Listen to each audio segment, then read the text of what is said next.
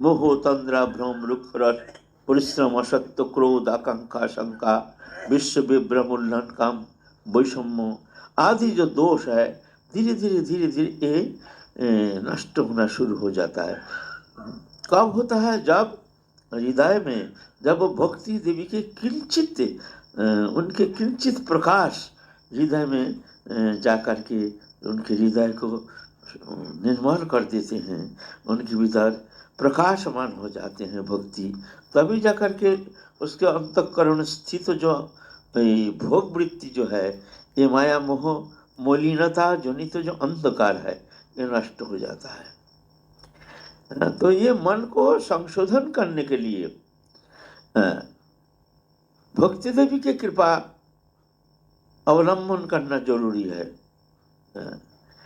मन जब तक चंचल है तब तक भक्ति रस की आस्वादन करना संभव नहीं है, क्योंकि ये जो भक्ति रस है ये दिव्य है, ये मायातीत है, इंद्रियातीत है, गुणातीत है, लोकातीत है। ये अनुभव वेद्य कृपा सिद्ध, ये दिव्य दिव्याति दिव्य है। भगवत कृपा से ही एकमात्र ये दिव्य वस्तु वो प्राप्त कर सकते हैं।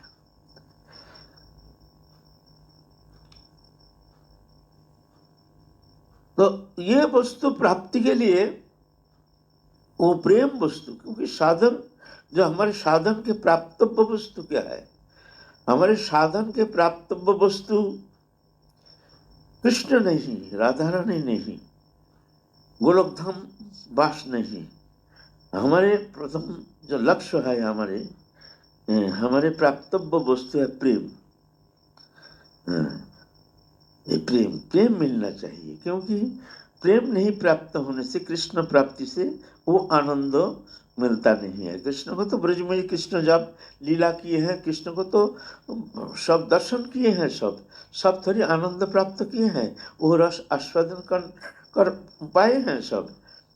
अघासुर बघासुर आदि तो वो भी तो कृष्ण को दर्शन किए हैं, शिशुपाल आदि, दंतवक्र शिशुपाल आदि।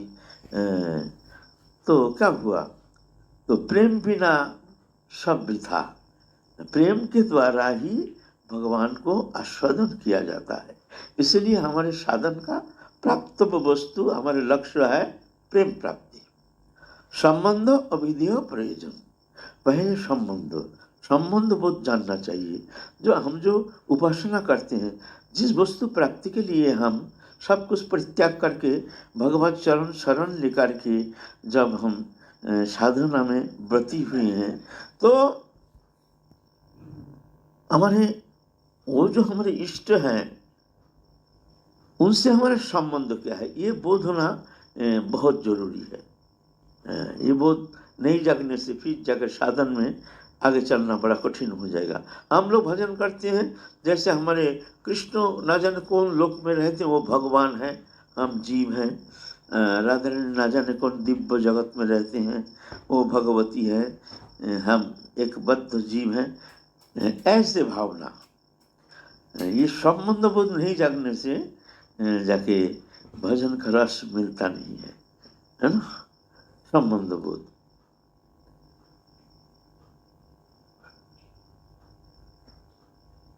पहले बचपन में शादी करा देते थे, 8-9 साल पहले कि 7-8 साल पहले उम्र में ही शादी करा देते थे। ऐसे ही एक शादी करा दिए है बचपन में। तो जब लड़की सियानी होती है, जब उसको ज्ञान होता है संसार संबंध में, उसका ज्ञान परिपक्व होता है, तभी जा करके फिर उसको ले जाते हैं ससुराल में। ऐसे ही एक लड़की शादी दी है बचपन में, घर में है, लाली घर में है, लेकिन थोड़ा बड़ी हो गई है, अब वो स्कूल पास करके कॉलेज में गई है, कॉलेज में पढ़ रही है। अब लड़की सियानी हुई है, अब ससुराल से खबर आया है, अब हम कन्या को ले जाएंगे।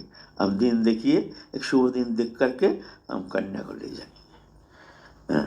तो फोटो भी भेजा है, मांगे हैं फोटो, लड़का कैसे है, बहुत दिन देखा नहीं। तो सब फोटो देख रहे हैं, लड़का का फोटो। और लड़की जो है वो तो आग्रह तो है ना, अपना पति कैसे हैं, देखने में कैसे हैं, तो रहता तीव्र आग्रह।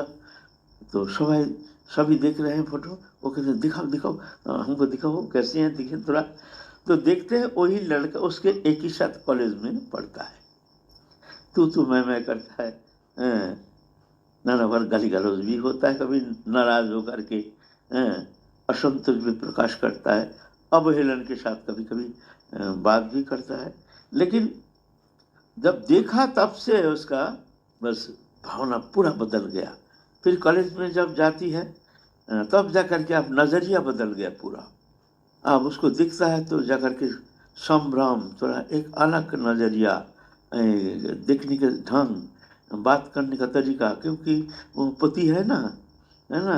अगर मान लो, कहती नहीं है, अगर मान लो किसी से झगड़ा हो गया उसके पति के साथ किसी, तो बहुत घबरा जाती है, हे भगवान हमारे पति को कोई हाथ ना उठाए उसके ऊपर, है ना।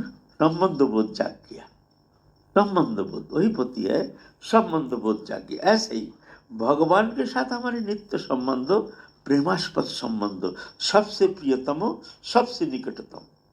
ये कोई बनावटी संबंध नहीं है, ये नित्य संबंध। ये संबंध अविच्छिन्न अखंड संबंध है। ये नित्य काल के लिए संबंध, किसी भी अवस्था में पलक के लिए भगवान के साथ व राधा रानी के साथ हमारी डिटैचमेंट कभी संभव नहीं है, विच्युति संभव नहीं है। भगवान भी चाहे कि हमको अलग कर देंगे, कदापि संभव नहीं है, हमसे मिली हुई हैं, इतने प्रियतम। तो ये संबंध जब जाग जाएगा ना, तो हम कैसे रहेंगे संसार में, हाय हाय। वो हमारे सबसे प्रियतम, हमारे सबसे प्रियतम को छोड़ करके क्या मिथ्या वस्तु पदार्थ जो नश्वर है, और यहाँ प्रेम भी है ही नहीं, प्रेम भी एक दिखावा है। ऐसे मिथ्या वस्तु स्वप्नवत इस वस्तु पदार्थ के प्रति आसक्त होकर के हम इस तरह से हमारे प्रियतम को भूल करके संसार चक्र में हम पुनः पुनः आवर्तन कर रहे हैं अनधिकाल। तो जाके व्याकुलता आएगी। जब व्याकुलता आएगी, वो व्याकुलता ही आपको भगवत प्रेम सान्निध्य प्राप्त करने में वो समर्थ है। हमारे जो प्रेम उपासना पद्धति, ये जो गौरी वैष्णव उपासना पद्धति, ये प्रेम प्रधान है। प्रेम ही हमारे साधना का प्राण केंद्र।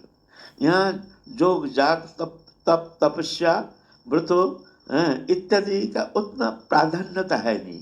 बोले तो ये क्यों करते हैं? ये करते हैं वो मन को तल्लीन करने के लिए, हमारे हृदय वृत्ति जो है परिशोधन करने के लिए, हमारे विषय वस्तु पदार्थ से मन को हटाने के लिए, चित्त शुद्धिकरण के लिए।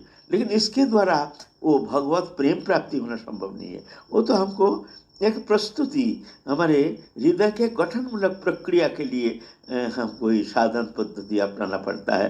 तप तपस्या व्रत आदि इत्यादि के द्वारा हमको हृदय को शुद्धिकरण करने के लिए एक प्रस्तुति, एक प्रक्रिया विशेष है। जैसे एकादशी निर्जला व्रतों के द्वारा हृदय शुद्ध होता है, अंतःकरण शुद्ध होता है, मन के प्रति हमारे कंट्रोलिंग पावर आ जाता है, संयम करने का शक्ति आ जाती है।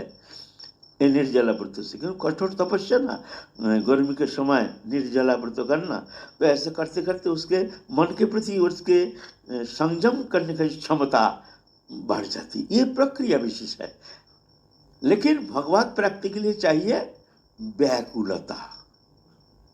व्याकुलता लोलंच मूल्य एव ही केवलम, एकमात्र लोलता, व्याकुलता। ऐसे व्याकुलता, तीव्र व्याकुलता, कहाँ जाऊं, कैसे करूं। माने आप भगवत प्राप्ति बिना, आप राधा रानी की कृपा बिना, दर्शन बिना आप जीना हमारे लिए किसी भी अवस्था में संभव नहीं। ऐसे व्याकुलता होनी चाहिए।